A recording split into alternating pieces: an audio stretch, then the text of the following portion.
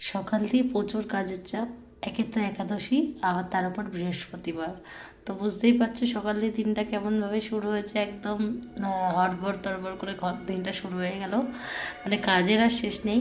আর যেহেতু রাতে অল্প কিছু বাসন মেজে রেখেছিলাম ঠাকুরের, যেগুলো পুজোয় লাগবে সকালবেলা মা লক্ষ্মীর ঘট বসানোর জন্য, তো ওই জন্য কিছুটা কম হয়েছে, নইলে আর একটু বেশি হতো। তো যাই হোক, সকালবেলা কাজ করাটা কোনো ব্যাপার না, কিন্তু এই ঠান্ডা জলে হাত দেওয়াটাই হচ্ছে বড় ব্যাপার। তা এখন জানোই তো ঠান্ডা জলগুলো, ট্যাঙ্কির জলগুলো কীরকম পরিমাণে ঠান্ডা। তো কিছু করার থাকে না আমাদের। ভগবানের সেবা করতে গেলে তো ধরতেই হবে জল। আর আমাদের কাজ হচ্ছে 14বার হাতটা ধোয়া। তো এইভাবেই আজকে দিনটা শুরু হলো, আর সবটুকুই তোমাদের সাথে শেয়ার করব। ভিডিওটা শেষ পর্যন্ত দেখো, আশা করি ভালো লাগবে। রাধে রাধে, সকলকে জানাই আমার চ্যানেলে অনেক অনেক স্বাগত। আশা করি তোমরা সকলে খুব ভালো আছো, আর তোমাদের গোপালের আশীর্বাদে আমিও ভালো আছি। তো দেখো, এই পেয়ারাটা আমার মা কালকে নিয়ে এসেছে বাজার থেকে কিনে। কত বড় পেয়ারা, মানে এত বড় পেয়ারা আমি ভাবছি গোপাল তুই একা একা খাবে কি করে এত বড়। তা ভাবলাম অনেকগুলো গোপাল আছে, সবাই মিলে খাবে, ওটা হয়ে যাবে। তো দিয়েছে ভগবানকে বানিয়ে, আর আমি একটু সেবা নিয়ে নিলাম সকালবেলা।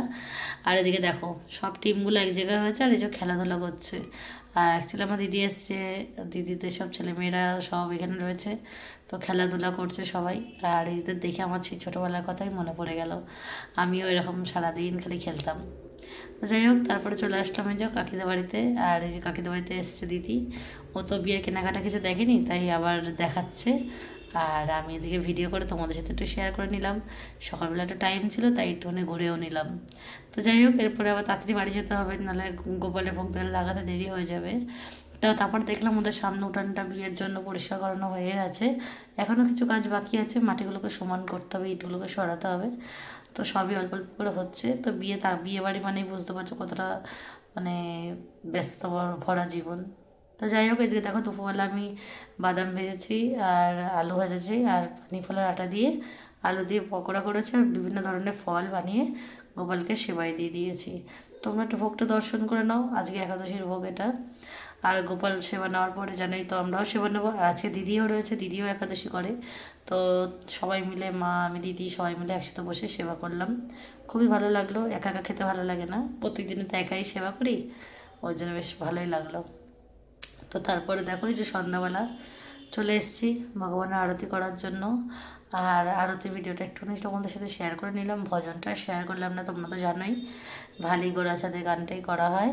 তো ভগবানকে সেবা পুজো করা তো আমাদের কর্তব্য, আর আমাদের কিন্তু প্রত্যেকেরই সন্ধ্যা আরতিটা করা অবশ্যই প্রয়োজন। সন্ধ্যা আরতি না করলে কিন্তু ভগবানের সেবা পুজো কিছু খামতি থেকে যায়। আবার আজকে হচ্ছে একাদশী, তার মাহাত্ম্য পড়তে হবে। তো তোমাদের সাথে আর মাহাত্ম্যটা শেয়ার করলাম না, কারণ ভিডিওটা অনেকটা ছোট। তো ভাবছিলাম যে দীঘার ভিডিওগুলো আজকে দেবো, তো আবার ভাবলাম যে না থাক, অন্য একদিন দিয়ে দেবো।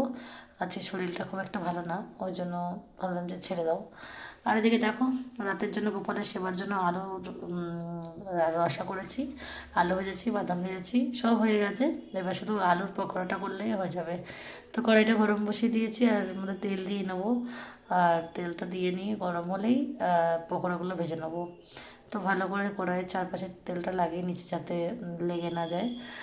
তো কড়াই কিন্তু গরম হয়ে গেছে অলরেডি। এবার কিন্তু আমি পকোড়াগুলো একটা একটা করে ছেড়ে দেবো, আর লাল লাল করে ভেজে নেবো। তো দেখো ভাজা কিন্তু এক পিঠ হয়ে গেছে, আর এদিকে উল্টে দিলাম আর এক পিঠ। আর তারপরে এদিকে আমি ভাবলাম যে নামাই, তো ভাবলাম না একটুখানি হোক, লেগে লেগে যাচ্ছে। তারপরে গোপালকে সেবা দিয়ে দিয়েছি, আর এই যে ভোগ দর্শন করা, রাতের ভোগ, ভোগ দর্শনে দুর্ভোগ কাটে। তো এইভাবেই আজকে ভিডিওটা আমি শেষ করছি। আর রাতের গোপালের দর্শন করার, ভোগ দর্শন করে আজকের মতন ভিডিওটা এই অবধি। যদি তোমাদের আমার ভিডিওটা কোথাও একটু ভালো লাগে, তাহলে অবশ্যই লাইক, কমেন্ট, শেয়ার আর সাবস্ক্রাইব করতে কিন্তু একদমই ভুলবে না। আর অন্যকে দেখার সুযোগ করে দেবে প্লিজ। তো রাধে রাধে, শুভরাত্রি, জয় শ্রীরাম, সকলে ভালো থাকো। কালকে আবার একটা নতুন ব্লগে দেখা হবে।